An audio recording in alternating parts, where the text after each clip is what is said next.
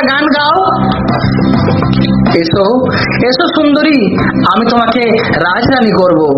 আমি যা চাইবো তুমি তা দিতে পারবে না রাজা? কেন কেন পারবো না সুন্দরী? আমি এই রাজ্যের রাজা। বলো বলো তুমি কি চাও?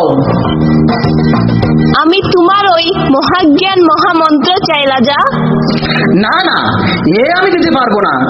বরং বরং তুমি অন্য কিছু চাও সুন্দরী। আমি জানতাম রাজা তুমি তা দিতে পারবে নাই। একদিকে প্রভুর দেওয়া মহামন্ত্র, আর একদিকে সুন্দরী নারী। আমি কি হয়ে সংকটে পড়লাম।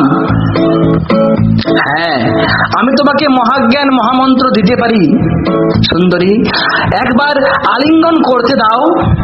তবে দাও রাজা ওই মহাজ্ঞান মন্ত্র। এসো সুন্দরী, আমি তোমাকে মহাজ্ঞান মহামন্ত্র দেব।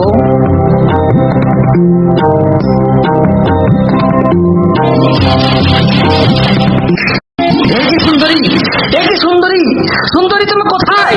আমি সুন্দরী লয় রূপসী লয় মিঠাই করো আশা, পদ্মপাতে জন্মই আমার নামটি মনসা। আমি সুন্দরী লয় রূপসী লয় মিঠাই করো আশা, পদ্মপাতে জন্মই আমার নামটি মনসা।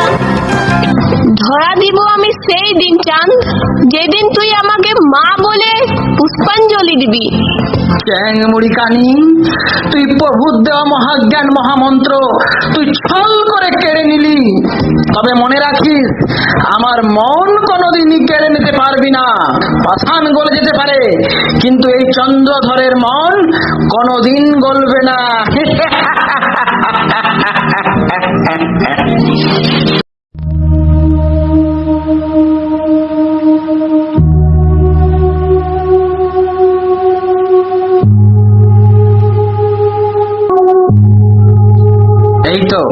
এই তো মাঝ নদীতে আমি পৌঁছে গেছি।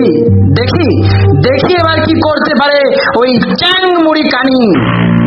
চাঁদ চাঁদ, কে আমায় চাঁদ বলে ডাকলো? আমি সিদ্ধহিতা মনসা। মনসা?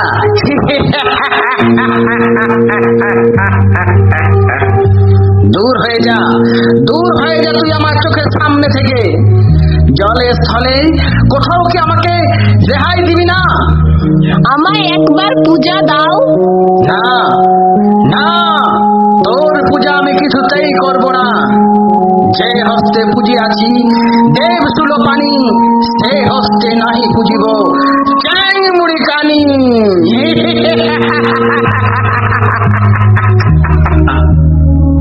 তোর তোর তোর লজ্জা নেই কানি? তুই আমার 6 পুত্রকে কেড়ে নিলি, তুই আমার কাছ থেকে মহামন্ত্র মহাজ্ঞান হরণ করে নিলি, তবুও তুই আমার কাছে পুজো চাস? চাঁদ, তুই আমার পূজা না করলে সপ্ত ডিঙ্গা তরি ডুবাই দিব। ডুবে যাক আমার সপ্ত ডিঙ্গা তরি, তবু তোর পুজো আমি কোনোদিন করব না। তবে দেখিলে চাঁদ।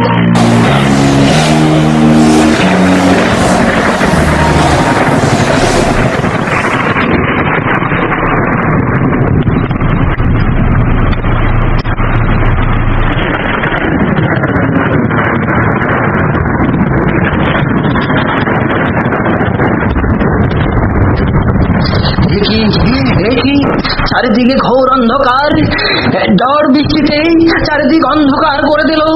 মাঝি ভাই, মাঝি ভাই, তাড়াতাড়ি নৌকা ফেরাও, নৌকা ফেরাও।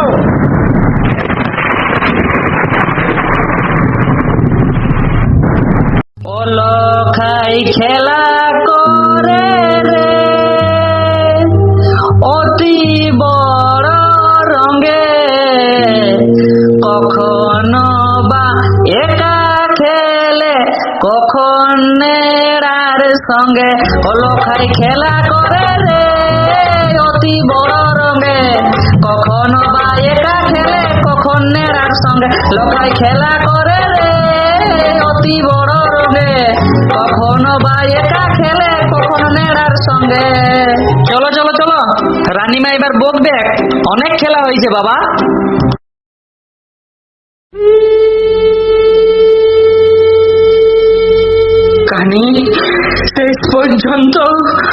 আমাকে পথের ভিখারি বানালি কানি।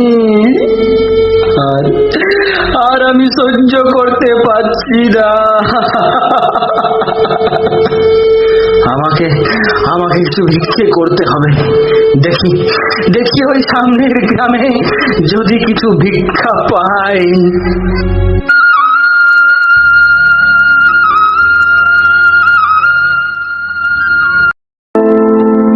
সনকা, আমাদের ছেলে তো উপযুক্ত হয়ে এলো, এরপর ওর বিয়ের ব্যবস্থা করলে হয় না? বাহ, এ তো খুব আনন্দের কথা মহারাজ। নেড়াই, ও নেড়াই, আদেশ করুন মহারাজ। শোনো, আমাদের লখাই বিয়ের উপযুক্ত হয়ে গেছে।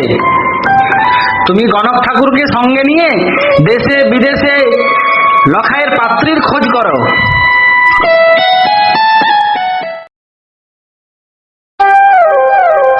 না, আর পূজা করে সংসার চলিবে নাই। সারা সকাল থেকে একটাও খোঁজদের এখনো জুটল নাই। সেইটাই তো মহা চিন্তায় আছি। ঠাকুর, ঠাকুর, কে বলো? হ্যাঁ,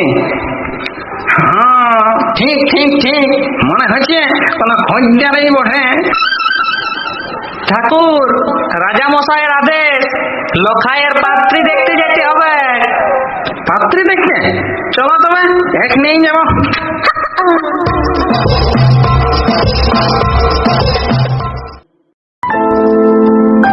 সনকা, নেড়াই তো এখনো পাত্রীর সন্ধান নিয়ে আইলো নাই।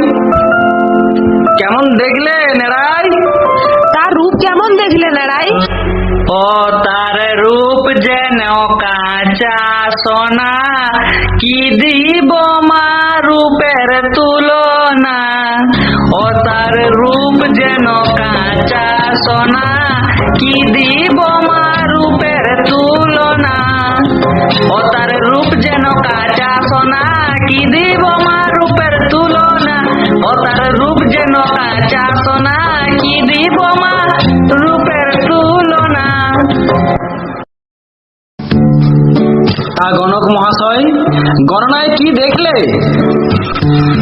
মহারাজ, এই বইটাটুকু ভয় ভয় করছে। ভয় কিসের গণক মহাশয়? আমি তো সামনেই আছি। মহাশয়, বাস্তবাতে লক্ষিন্দরের সর্পাঘাতের যোগ আছে। না, কি বললে গণক মহাশয়? সর্পাঘাত? হ্যাঁ মহারাজ। তার জন্য তুমি কোনো চিন্তা করো না সনকা।